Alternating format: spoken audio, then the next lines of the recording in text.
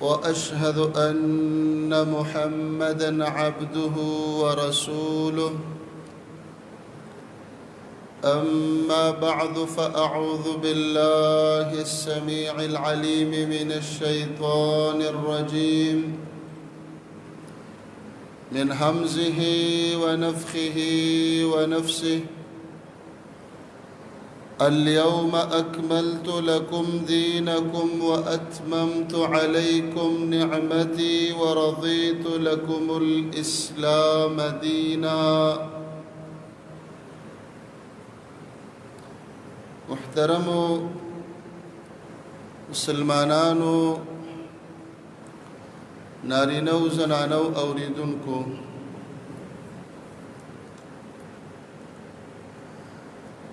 نبی کریم صلی الله علیه و آله وسلم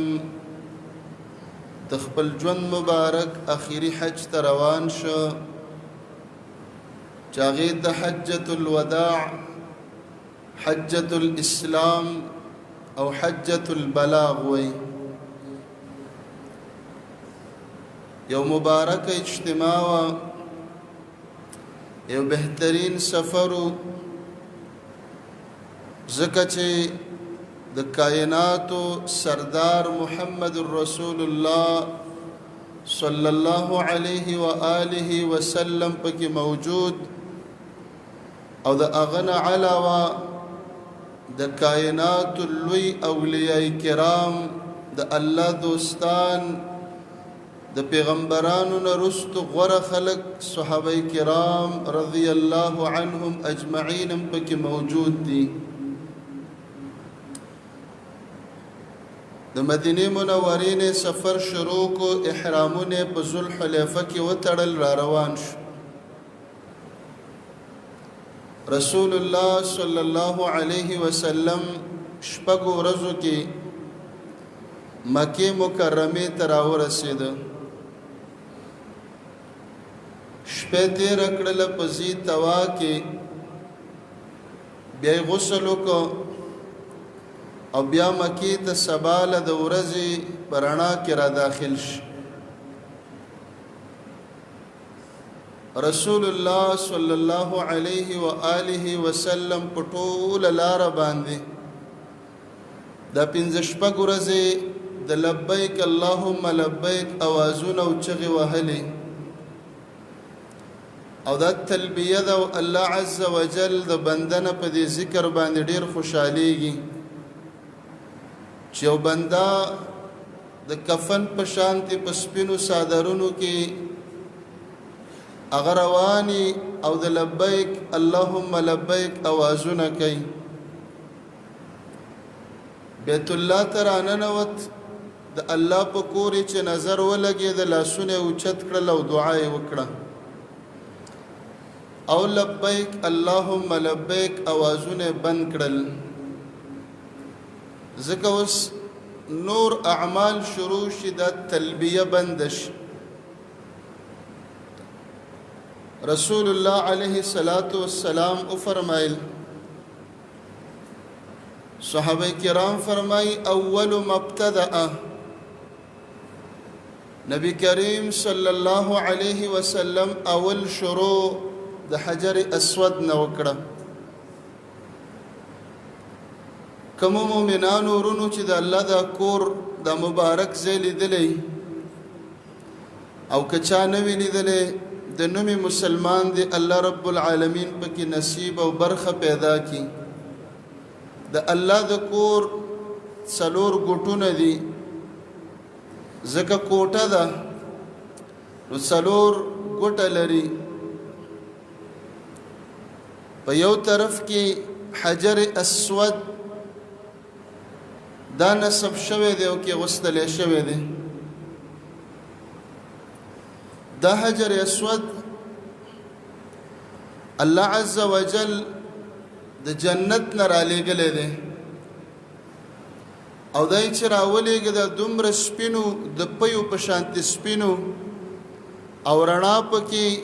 د بلوري په شانتې رڼا پکې وپړقېده. دا د مکې په غر باندې ایښی و، او بیا راوړلش او د بیت الله د خانه کعبه په دیوال کې غوستلش. دنیا چې کله د شرک نه ډکه شوه، عربو کې شرک او خلکو ژوندۍ نوړه خښولې، بت پرستی شروع شوه، قتلونه او ظلمونه شروع شو. د دې ګناهونو د وجې نه دنیا تور شي، د الله رب العالمین د جنتی کاڼې دا تور شي. ځکه دا د پاک ماحول نه راغلی و، په جنت کې ګناه نه و او نه ګناه لیدلې وه، او په دنیا کې د انسانانو ګناهونه او په ګناهونو کې قبیح او بدترین ناولې او نه بخونکي ګناه شرک دی. او د حجر اسود په خوا کې شرک شروع شو. نو د خفګان د وجې نه د الله رب العالمین د کور دا تیږه او کاڼې تک تور شي. اوس ورته حجر اسود وایي، تک تور کاڼې. بیا چې کله بیت الله د رسول الله صلی الله علیه وسلم نکونو جوړو، او په دې وخت کې د رسول الله صلی الله علیه وسلم عمر 20 یا 25 کاله دی. عربو نبی لا نشته دی، قرآن نشته، اسلام نشته، دعوت نشته، عالم نشته، شرک دی. خو د عربو مزاج او ذهن او عقیده دا وه چې د الله دا کور جوړو، په دې کې به پاکې حلالې پیسې لګو. نو عربو چنده شروع کړله د بیت الله د جوړولو دپاره. اعلان یې وکړه چې د کمې زنانه روپۍ په زنا ګټلي، عربو کې به بعضې خلکو زنانه ساتلې د بدکاریو دپاره، دنده او مزدوري به پې کوله. وایي دا د زنا روپۍ به پکې موږ نه قبلو. همدغه شانتې د سود روپۍ به پکې نه قبلو، د غلا روپۍ به پکې نه قبلو. نو دا خلک خو دومره حلال خواره نه و، نه دیندار و. د حلالو د تجارت روپۍ لګې وي چې د بیت الله آبادي شروع شوله، روپۍ ختم شو او بیت الله لا پاتې دی، کار پکې پاتې. اوس چې په کوم ځای کې حتویم دی، دا سپین دیوال د دې سینې پورې تقریبا دا د بیت الله کوټه ده، دا د دې کوټې برخه ده. خو د قریشو نه دا پاتې شوله د نه خرچې د وجې، نورې وس نه رسېده، په دې باندې خرچه نه شوه کولی. دا ځای ته پاتې شو، د دې نه واړه واړه کاڼي راتاو. د الله رب العالمین به په دې کې هم دا راز و چې یو خو دې قریشو ظلم دا وکړي چې د بیت الله دروازې دومره اوچته ولګوله چې د لوړ انسان د ګوتو څوکې ورته ایله رسي. نو هر یو سړی ورختلی نه شي، بلې ورته تالې ولګولې، هر څوک ورته نه پرېږدي. بعضې خلک ډېر فخر کوي، وایي زمونږ لیډر، زمونږ مشر فلان کې او زه فلان کې، موږ ته وایي د بیت الله دروازه کولاو شوې ده. چاته دروازه کولاویږي؟ د ملکونو وزیرانو ته، وزیر اعظمانو ته، وزیر اعظم ترور ته کولاوه شي. د بیت الله دروازه چاته کولاوېدل او ورننوتل او هلته مونځ کول، دا د جنت کېدلو، د ښه کېدلو، د دیندارۍ علامه نه ده. ځکه ابو جهل روزانه په دې دروازه ورننوتلی، ننوتلو نه مخکې د زړه ته ایمان ننیستل پکاري. دیندار خلک، پرهیزګار علما، متقینو ته دروازه نه کولاویږي، فساقو فاجرانو چې قل هو زده نه وي هغوی ته کولاوه شي. نو دا دروازه قریشو په دې نیت باندې جوړ کړ چې څوک زمونږ خوخو هغه ته به کولاو او چې څوک هم خوخ نو نه به پریدو بیت الله چې جوړېده دا حجر اسود په دې باندې لانجه شو قریشو بنو هاشمو بنو کلابو بنو عدی څومره چې قبایلو یوې قبیلې ویل چې موږ به راوچتو دا کاڼه او تیږه موږ به ږدو چې سبا لمنوم وشي چې دا تیږه او حجر اسود فلانکۍ قبیلې دلته لګولی دی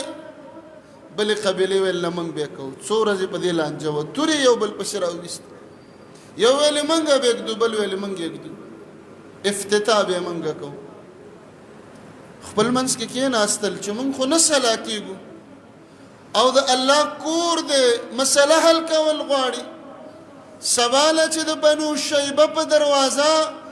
څوک هم وختي راغی او اول راغی هغه به زموږ فیصله کوي موږ به واک هغه ته ورکوو چې هغه څه وکړي خپل منځ کې نه راضي کېږو سباله په همدغه دروازه وختي اولنی کس محمد رسول الله علیه السلام راننوته چې لا نبي شوی هم نه دی نو قریش د ده په لیدلو دومره خوشحاله شو که دا یو عام سړی یو بانډچي یو غریب مسافر هم راننوتی وی دوی فیصله کړې وه چې دا څه کوي هغه به منو خو د ده په لیدلو دومره خوشحاله شو وی ویلې محمد او کم محمد دی وخت کې خو لا رسول نه دی الصادق الامین دا خو رښتینی سړی دی امانتدار دی ښه سړی راننوت وی ویلې چې زمونږ خو داسې لانجه وه او موږ ویلی دي چې څوک راغی واک زمونږ د هغه شي وی واک زما شو وی او محمد رسول الله علیه السلام په دې کم عمرۍ کې ته وګوره نبوت لا نشته عالم نشته مدرسه نشته خودنه نشته خو د الله د طرفه الهام او خودنه شته الله په زړه کې ورته اچوي داسې ونه کړه چې دا تیږې راوچته کړې وې او دا کاڼې حجر اسود او ویلې وې چې واک زما دی زه به کېدم قریشو ته یې ویل څادر راوړئ څادر یې خور کړي دا حجر اسود یې پکې کېښوده او وی ویلې د هرې قبیلې یو یو ملک او سردار راپاس او څادر په شریکه ونیسئ چې دا اعزاز او دا افتخار دا ټولو ته میلاو شي او د هغه ځای نه ټولو سردارانو په شریکه ونیو او دې ګوټ له راوړه او په دې ګوټ کې برابر په شریکه باندې محمد رسول الله علیه السلام هغه ورسره دی کېښود دا حجر اسود دالته کېغوستلی شي رسول الله علیه السلام چې راورسېده نو چې دې ته کله مخامخ شي اوس د دغه ځای نه به طواف شروع کېږي حجر اسود اوس د هغې برابرې اخوا مخامخ شنه شنه لیټونه لګولي دي ځکه که راشي دا درته نه ښکاري هغه ځای ته وګوره چې ته برابر شي د دې سره رسول الله علیه الصلاة والسلام چې دلته راورسېد استلم حجر اسود ته استلام وکړي مسلمان وروره دا مه وایه چې زه خو ډېر غریب یم او زه به هم د الله کور له لاړ شم الله به دې بوځي یو ورځ چې زمونږ په شانتې غریبانان خلک چې هغوی سره په جیب کې روپۍ نه او الله یې غواړي نا امیدي مه کوه د الله در وټکوه او د الله نه وغواړه الله په تا ډېر مهربانه نو الله به دې یو ورځ بوځي خو دا خبرې زده که اوس نه کله چې ته لاړلې د حجر اسود سره به څو عمله کې 3 عمله اول التقبیل ښکلول چې ورشي او دا شونډې او خوله پې کېدي که الله دې ورسي که چېرته رشو نه کېدله نو دویمه طریقه استلام دا لاس په حجر اسود کې ده او لاس مچ کو خپل کا او یا به د سره لاس کې لرګي چوکای مسواک به هغه ورسو هغه پکې ده هغه خپل درېمه طریقه رشد نه دي شونډې او خوله وررسي نه دي لاس وررسي نو درېمه طریقه اشاره ده د وړاندې نه یو لاس دا به ورته اوچت کړي داسې لکه دا حجر اسود دی داسې او وبوي بسم الله الله اکبر زمونږ مسلمانان غریبانان ناپوهه هلته چې ودرېږي لکه دا حجر اسود دی دا لاسونه ورته یو ځل داسې کړي بیا یې داسې کړي بیا یې داسې بیا دویم ځل بیا یې داسې کړي بیا یې داسې کړي بیا درېیم ځل داسې کړي دا نشته بس چې د وړاندې نه وي اشاره لاسو ته صرف برابر کا لاس کولول بیا نشته لاس به ته هله ښکلی چې په حجر اسود ولګي به یې ښکل که چې لګېدنه نه دی او اشاره دې وکړه ښکلول نشته د دغه ځای نه به ستا طواف شروع شي خو طواف چې کله شروع کې نارینه سړي اولنی طواف دی بیت الله ته ننوتلی نو ته به دوه کارونه دلته کې هغه دواړه کارونه به زنانه نه کوي یو کار الاستباع استباع دې ته وایي ته به دا یو ولې ښکاره کړي کپړه به تې اوچته کړي احرام به تې لرې کړي او دا یو ولې دا صادر به د اوږې نه لاندې را وباسي او بیا به یې داسې په دې بله باندې واړی نو دا مټ او دا ولې او دا اوږه به دې ښکاري دې ته استباع یو به دا کار وکړي دا به زنانه نه کوي دویم رمل بکې پهلواني بکې دا هم صرف نارینه کوي رمل څه ته وایي خبب په دې طواف کې اووه چکره دي د حجر اسود نه چې د شروع وکړه چې واپس دلته رالي یو بیا لاړې بیا رالې دوه پنځه شپږ اووه چکره دي په دې اووه چکرو کې په دریو چکرو کې به ته په ټوپونو ځې اوچتېږې او راخلاصېږې به منډې به نه وی تیز رفتاري نه ښکته کېدل او اوچتېدل دنګالې وال ټوپونه وهل ولې دا دوه کارونه ولې راغلل کله چې نبی کریم صلی الله علیه وسلم د صلح د حدیبیې نه یو کال پس په عمرة القضا کې راته د عربو مشرکانو یو پروپیګنډه وکړه چې د مدینې نه داسې خلک را روان دي وهنتهم حما یثربه د یثرب تبو د مدینې تبو کمزوري کړي دي مدینه کې تبې ډېرې زیاتې کمزوري خوار خوار دي صحابه پسې خندنۍ کولې مسخرې د طواف نه دي رسول الله علیه السلام خبر شي هر وخت د توري جهاد نه کله ستا یو شوشه کله ستا یو سټایل یو انداز دا جهادي رسول الله علیه السلام صحابه ته فرمایل چې ښا موږ پسې مسخرې کې چې کمزوري دي ښکاره کوي ته دا یو لاس او د انسان چې مټ ښکاري نو د ده یو روب یو دهشت یو اثر لري دا خو خلک د جنگ په وخت کې داسې کوي او دویم حکم یې ورته وکړه چې په اووه چکره کې په دریو کې په ټوپونو لاړ شئ ځکه کمزوری سړی خو ټوپونه نشي والی وواړه چکرو کې وایي نبي علیه السلام ټوپونه ونه ویل ولې صحابو باندې رحم کو ځکه چې د طواف په اووه چکره کې ټوپونه سړی به ستړی شي په دریو کې ورته وویلې چې دریو کې وکړئ چې څلورم کې بیا نشته او هغه په طواف کې د حجر اسود نه اخوا به شروع کې رکن یمانی پورې بیا د رکن یمانی او د حجر اسود په منځ کې به عام مزل کې مشرکان په جبل قعقاعان باندې مخامخ ناست، زنانې راوتې دي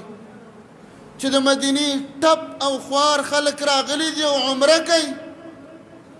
د صحابه کرامو مټې ښکاري او صحابه کرامو شروع واچول او ټوپونه دي او محمد رسول الله علیه السلام په منځ کې دی. وایي موږ به د ده حفاظت کوو، موږ به تې چاپېره روانو چې څوک ګزار ونه کړي. مشرکانو چې دا منظر ولیده چې دوی لا تبې تېرې کړي دي، دا لا ناجوړه دي، دا لا مزلې کړي دي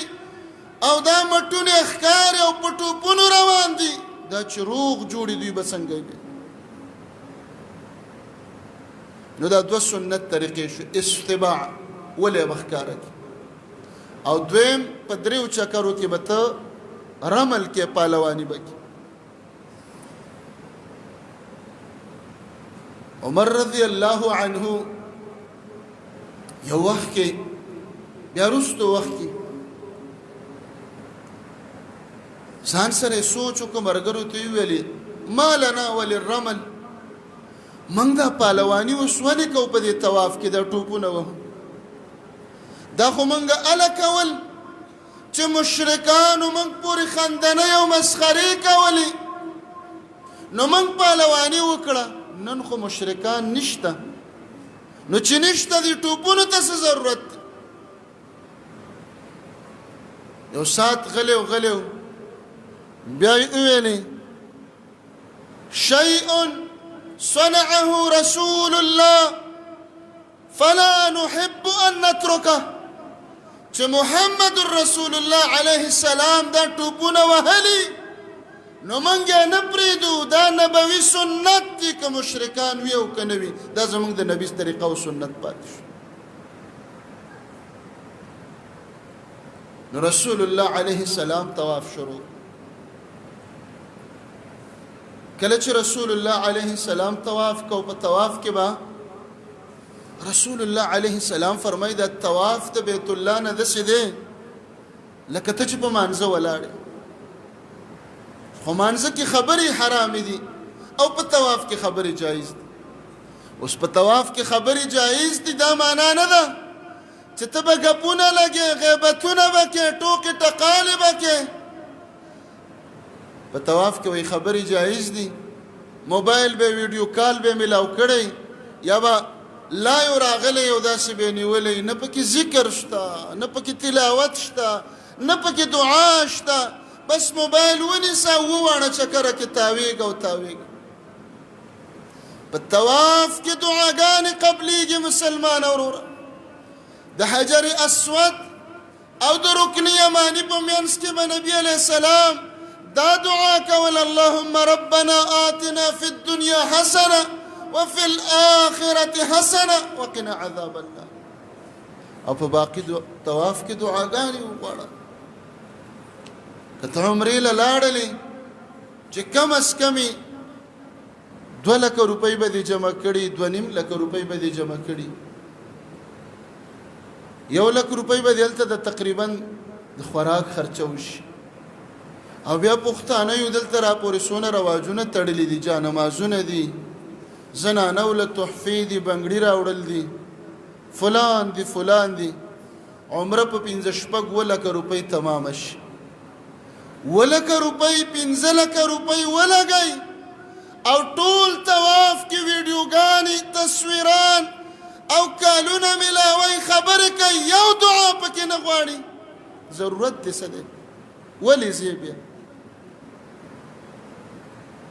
که پیسې دې سره ډېرې بچو له پې خوراکونه راوړه،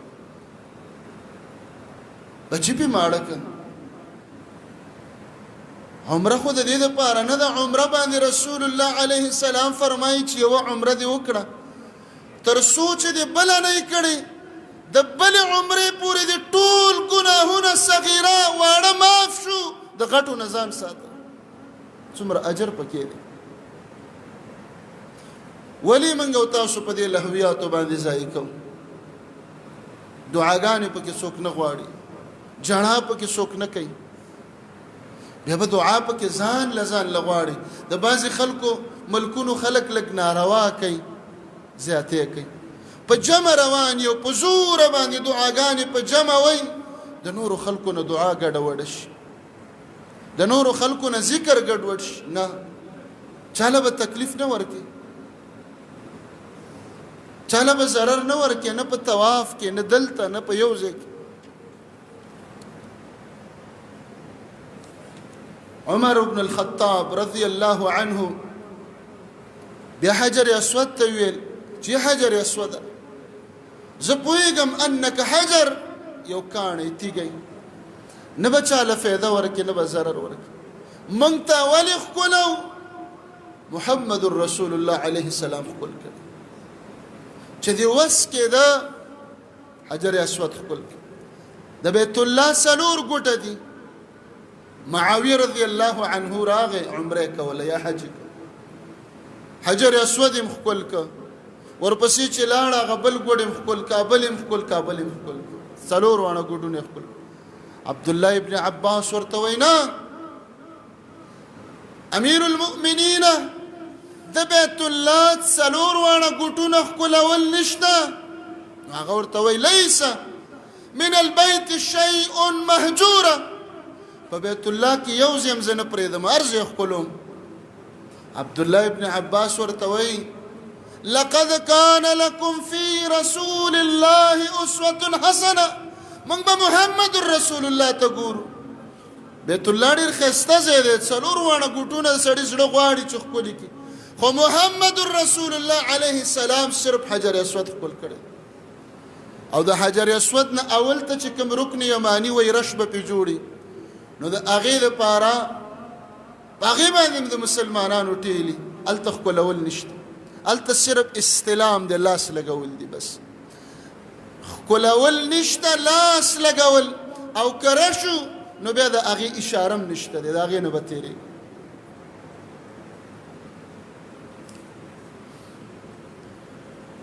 نبی کریم صلی الله علیه وسلم طواف کوي طواف الله اکبر طواف په څه باندې کوي په اوښه باندې سور دی او طواف کوي د حرم بیت الله او بیا مطاف د دې په شانتې پاک ځای په ټوله دنیا کې نشته او دغه ځای ته رسول الله علیه السلام حیوان ورننست د مخکې ورځو کې مسجد نبوي کې د حکومت څه ګاړي به راغلي د پولیسو یا د فوجیانو د مسجد نبوي دا کم طرف ته چې ګنبد خضرا ده دا شنه ګنبد ده د دې نه مخې ته ګراوند دی بیا هغه طرف ته بقي ده دلته دا ګاړي ولاړ دي نو زمونږ د قبر پرسته مسلمانانو د بریلي طبقه دا تصویران ورکول وګوره کنه چې وابیان بیا دبه دی سعودي حکومت وابي حکومت دی مسجد نبوي انګړ ته ګنبد خضرا مخې ته ګاړي راوستي دي یا مسلمانه ګاړی ډېر پاکي که حیوان پاکي ګاړی پاکي ځکه په هغې کې خاشنه ماشني نه محمد رسول الله علیه السلام د مسجد نبوي د ځمکې نه غوره ځمکه د بیت الله ده ځکه یو مونځ پکې په 1 لاک دی او بیا مطاف دی مطاف دلته اوښه نه ناستله په اوښه باندې طواف دا اسلام په عقل نه جوړیږي چله فلان کې بوټانو سره جومات ته ننوت هله پلان کې جومات کې بوټانو سره ګرځي ستا نبی محمد رسول الله علیه السلام پیزار کې منځ کړی امت ته ویلي دي خالف اليهود صلوا في نعالكم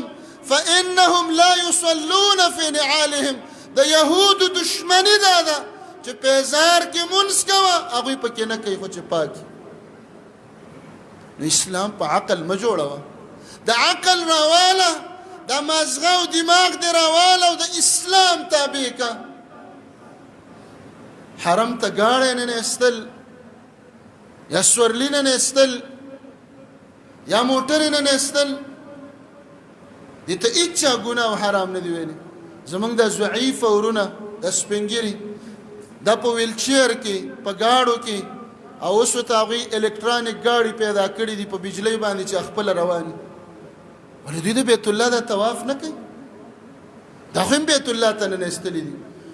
د دوو پایو د څلورو پایو څه فرق دی چې د دوو پایو د دوو ټیرونو ویلچیر په صفا مروه کې ګرځي په مطاف کې پې حاجي طواف کوي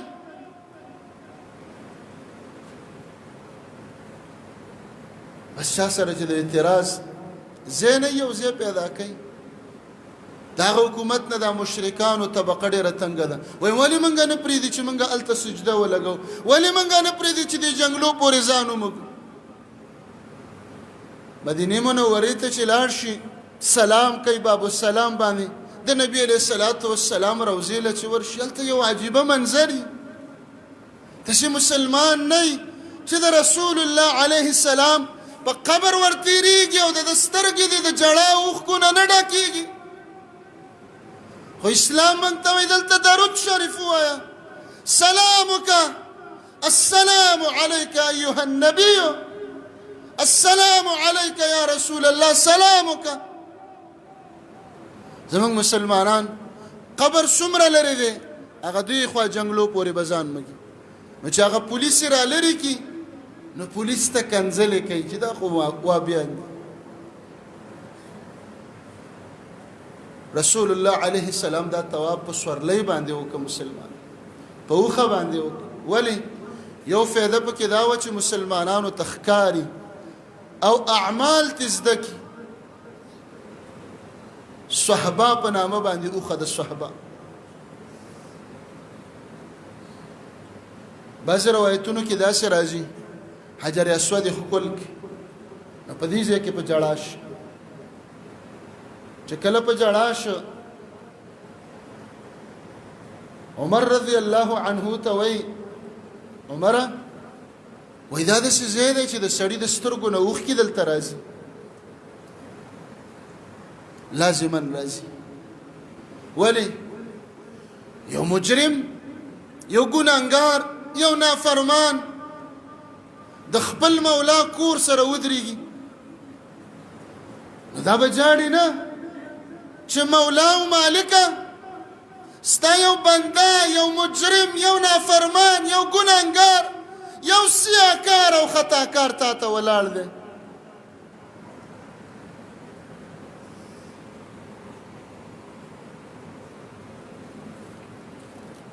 د بیت الله د حجر اسود د دې لپاره شریعت موږ ته درې کارونه وښودل یا یې ښکل که چې ور ورسي یا یې استلام وکړه لاس پې کېده لاس ښکل که او مچ یا پې لرګی کېده او که لرې وي اشاره وکړه بعضې مسلمانان د بیت الله هر ګوټ پورې لاسونه مږي او دا لاسونه په ځان مږي بیا چې کله بیت الله د کعبې د غلاف ته د تور غلاف او دیوال ته ور ورسېږي بس لاسونه مږه جاینمازونه راوړه او هغه مږه چا پکې کفن راوړی هغه پې مږي چا سره واړی ماشومان پې مږي مخ پې مږي سولې ورپورې لاسونه به یې په ځان راکاږي بدعات دي په اسلام کې نشته کعبې ته ودرېږه دیوال ته هغه یو مقناطیس دی ابراهیم علیه السلام دعا کړې ده مثابة للناس یا الله خلق را کینچ که دې طرف ته هغه به دې ځان ته راکاږي ودرېږه ورته په کعبه باندې لاسونه هم کېده غلاف باندې هم کېده وجاړه خو دلته به دې زړه صرف راجمع شي زړه به دې راټولي توجه به دې پیدا شي باقي د دغه دیوال او غلاف نه برکت مه غواړه وی رسول الله علیه السلام چې کله کعبې ته دننه ننوت سینه مبارک یې وی د دیوال پورې جوخته کړه او لاسونه یې ورپورې وی جوخ کړل داسې او ویې جړل دننه طرف نه دا لاسونه یې داسې کېغوستل او سینه یې ورپورې جوخته کړل او ویې جړل نو د هغه ځایونو نه به برکت حاصلو چې اسلام راته ویلي چې اسلام نه ویلي ولې ځان ګناهګار کېده پې لاسونه حجر اسود هم ښکل کا کعبې دیوال باندې م لاس ولګوه دروازې ته که الله ورسولې لاس ورسره ولګوه خو بیا په ځان باندې مه راکاږه جانمازونه تسبیح واړه ماشومان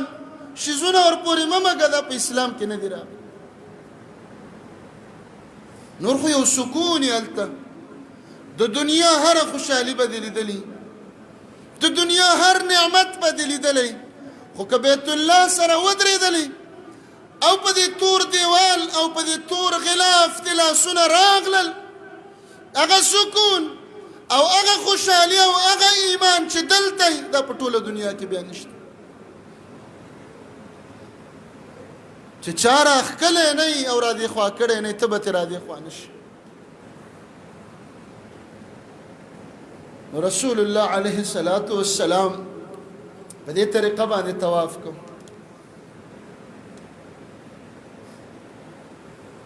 حجر اسود کې برش ډیری زمونږ د مسلمانانو ناپوهي دا ده چې خامخا به ځان وجني ځان بل خو اسم خوږی خو ځانم خوږی او ځانم وجني چې حجر اسود ښکل کړي نه حجر اسود ښکلول دا یو سنت عمل دی که تا نه پاتې شو عمرې ته د نقصان نه رسي د یو سنت عمل د وجې نه که یو مسلمان را وغورځېده یا خوږ شه یا مړ شه یا ستا په دیکه باندې ووالی شه ته ګناهګار شو موږ د ځانونو نه د وچې زبرګان جوړ کړي دلته فرض مونځ نه کوو دلته پنځه وخته جمع له څوک نه راځي او هلته به ځان به وجني ځان او حجر اسود ته به ځان رسي یا دا فرض مونځ فرض دی که حجر اسود ښکلول فرض دی او دقه مسلمانان چې هلته بیا وګوري چې حجر اسود ښکل کړي بیا په هوټلو کمرو کې پراته وي ټیویانو سکرینونو ته جمع له بیا حرم ته نه ځي هملته په هوټل کې مونځ کوي او تکړه پکې هغه دي تکړه چې د هوټل نه راوځي بار سړک ته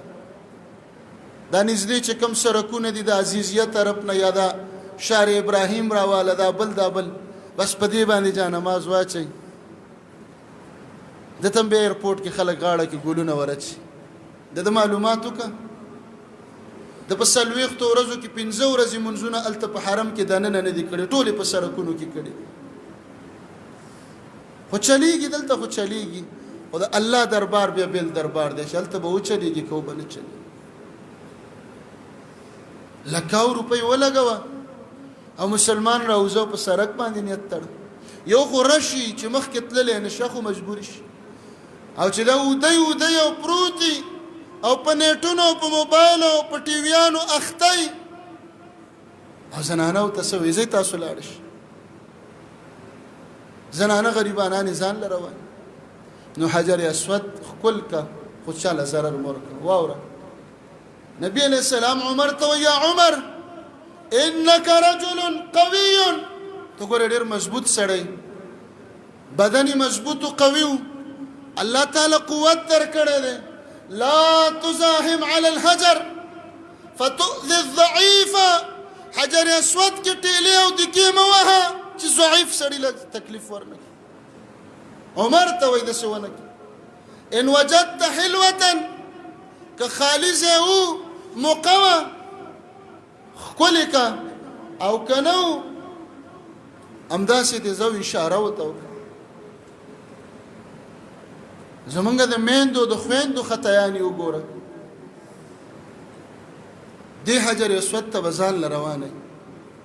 ځکه خاوند ماما خو هلته په هوټل کې پروت دی هغه سګرټ څکي هلته نسوارو ته یې پرېږده لیونو په شانتې ګرځي هلته پیدا کېږي نه نسوار او چې پیدا یې کړي بیا همدقې ته ناست دي د نسوارو د لاسه حرم ته نه ځي ولې وایي نسوار دي راسه او چا قصه کوله وای د پښتون عقل راته دې ځای کې معلوم شي وای ما ورته وویلې بادام وخوره هغه راته ویل خوله کې مې نسوار دی نه خورم نو زمونږ مسلماني هلته معلومه شي حرم ته ولې نظم نسوار را سره دی حرم ته ولې نظم سګرټ را سره دی او زنانو کې ایمان واقعا خطایانې پکې ډېرې دي، ایمان هم پکې ډېرې، زړونه یې نرم دوی ځي. نو زنانه غریبانانې خطا شي، ځان له رواني، ورور پلار خاوند محرم هېڅوک هم نه یو حجر اسود ته ځي. قطعا دا زنانه دې نه ځي حجر اسود ته، ګناه کوي. ځکه زمونږ د سړو د ورونو نه هلته احرامونه وغورځېږي، غریبانان بربنډ شي. دا زنانه څومره بې حجابه شي، راوغورځېږي پردي سړي به یې راوچته. و مسلمانې مورې او خورې، دا حجر اسود د سړو دپاره هم فرض نه دی، واجب هم نه دی، او سنت عمل. او بیا چې ته یوازې که خاوندو سره دی، زوی دی، ورور دی، پلار دی، محرمو سره دی، او په طریقې ور وستلی شي، ور دې ولي. خو چې دا مور او خور ځان له روانه ده، او د سړو په منځ کې سړي هم ګناهګارېږي او ته هم ګناهګار، بې حجابه به شي. دا ستا حجاب فرض دی، او حجر اسود ښکلول یو مستحب عمل دی. لږ د علماو نه ځان خبر کړه. که د فرض مات کړه ګناهګاره به شي، که مستحب پاتې شو هېڅ ګناه پکې نشته. دې ناپوهي ته وګوره، په حتیم باندې د دې مسلمانانو د نارینه او زنانو هلته بل ټیل راشي. په حتیم کې مونځ څنګه کوي؟ داسې ولاړې د بل په ملا باندې سجده لګوي، ضرورت څه دی؟ هغه 2 رکعاته داسې چې نه په مانځه پوه شي، نه پکې خشوع وي، بس دیکه ده او دیکه ده. د دې مونځ تا ته فایده څه میلاو شي؟ تا ته اجر څه میلاو شي چې تا په دیکو که په مانځه کې لګوي دا چل کې، په مانځه کې دیکه ورکوي، په مانځه کې مخې ته هم دیکې وایي. و مسلمانه مونځ دې نه دی شوی. مونځ رسول الله علیه السلام ځکه عمر ته وایي عمره بدن نه قوي او مضبوطي ګورې چاله دیکې ورنکړي، چاله ټیلې مه ورکوه. کله چې رسول الله علیه السلام طواف دا چکره پوره کړه، یو طواف بیت الله دا حجر اسود به ښکل کړي، 8 ځله ښکل شي. یو ځل چې اول ځل نه شروع وکړي، چکره کې وځل، نو وم چکر چې ختمیږي بیا به ښکل کړي چې وځي، نو دا 8 ځله شي. یا به ورته اشاره وکړي، 8 ځله دا اشاره راشي. د دې نه وروسته رسول الله علیه السلام مقام ابراهیم ته راغی. مقام ابراهیم د بیت الله د خانه کعبه د دروازې طرف ته چې کومه دروازه ده، هغه طرف ته هغه داسې یو برجۍ جوړه کړې ده، اوس د شیشه تاو ده، او په چاندي کې هغه کاڼې کېښوستلې دي. ښکاري هغه کاڼې، د هغه کاڼې چې کله ابراهیم علیه السلام د الله دا کور جوړو، یو سره وړوکی زوی دی د 10-12 کالو اسماعیل، مزدوران نشته، قوازه نشته، پارسنګ نشته دی. الله رب العالمین ابراهیم علیه السلام چې په کوم کاڼي ودرېده، نو بره به څنګه اوچتېږي؟ دغه تیږه او کاڼی الله د ځمکې نه د سره اوچته و چې دی ورسېږي. نو په هغه کاڼي کې زمونږ د بابا ابراهیم علیه السلام د خپو هغه خاپونه، هغه آثار، هغه نښې پاتې شول. څوک چې الله ته خوښ شي، خوښ زرګونه کاله تیر شو، زرګونه یادګار یې نن هم پاتې دی. نو دا دی خلکو بیا وروستو راوړو دغه کاڼی، دا بیا د بیت الله ته مخامخ ایښی، بیا حکومتونو دا بند کې په شیشه کې. د عمر رضی الله عنه ارمان دا ارمان چیرې دا خو ډېر ښایسته ځای دی مقام ابراهیم، د ابراهیم علیه السلام هغه د خپو نښې چې پکې دي، هغه کاڼی چې دلته یو 2 رکعاته مونځ مونږ کولی. تر دې وخته پورې لا دغه ځای کې 2 رکعاته نه دي راغلي، خو چې د عمر په خوله دا ارمان راغی چې ارمان دی دا ځای ښایسته دی او دلته مونږ مونځ کولی. الله د عمر ارمان پوره که، قرآن کی آیات نازل که واتخذوا من مقام ابراهیم مصلی، د مقام ابراهیم سره 2 رکعاته مونځ وکړه. ځکه د عمر ارمان دی چې پوره شي. نو دا سنت پاتې شو. د مقام ابراهیم ته به 2 رکعاته کېږي. نبی علیہ السلام چې طواف پوره کړ بالکل دې ته مخامخ ودرېده. 2 رکعاته مونځ. اول رکعت کې قل یا ایها الکافرون سورۃ ولست، بیا په دویم رکعت کې قل هو الله احد سورۃ ولست. اوس مقام ابراهیم دا د مطاف په منځ کې دی، لکه په دغه ځای کې راغی. اوس چې دلته مسلمانان په مانځه ودرېږي او دا طواف داسې روان دی، دا ټول طواف متاثره شي، ځکه یو چپه روانه ده، دا ودرېږي خلکو ته نقصان رسي. نو دا خو لږ ځای دی او مسلمانان په لکونو دي، په زرګونو دي، څوک به دلته ودرېږي، چاته به ځای میلاویږي. نو نبی علیہ السلام وفرمایل چې ټول حرم مسجد حرام ټول د مقام ابراهیم شي. دا 2 رکعاته چې په هر ځای کې وکړه کولی شي. نو زمونږ د مسلمانانو د عجمو بله خطی په دغه مقام ابراهیم باندې بیا دغلته لانجه ده، لږ ځای دی او ولاړي مخې ته به هم خلک تېرېږي او پولیس به شاته راکاږي او دی به خامخا پښتون دی، نو د پښتونیو خبره او دی وایي که مرم او که پاتې کېږم خو دا 2 رکعاته کوم. نو چې بیا راوځي بیا برید تاوایي ومې کړه پکې 2 رکعاته، تا خو وکړه خو چې الله قبول کړه که قبول یې نه کړه، تا څنګه وکړه؟ نه د سجده ولګېدله، نه د رکوع وشوه، نه په مانځه پوه شوې، نه د قرات صحیح و. ولې د دې مانځه نه ځان خلاصې؟ 100 روپۍ دې لګولي، بچو ډېر په مینه رالیږلې، دوکې مه کوه دلته که نه. بهروزه ډېر حرم دی، یو ځای کې په قلاره ودرېږه، یو ستنه وګوره. بیت الله کې دا خبره نشته چې مخې ته د څوک تېر شه دا به معافي، اخو رشته کنټرولېږي نه. بل هفته کې موږ هغه مسله وایو چې ستره څنګه وي، هلته خو راشي، خو ته به کوشش کې په حرم کې بیت الله کې چې داسې ځای کې ودرېږي چې څوک دې مخې ته تېر نشي، څوک مه ګناهګاره. ستنې وګوره، ستره وګوره، یو ناس مسلمان وګوره. نو دا 2 رکعاته د طواف چې دی پوره شي، دا 2 رکعاته دي، دا چې دی په هر ځای کې وکړه.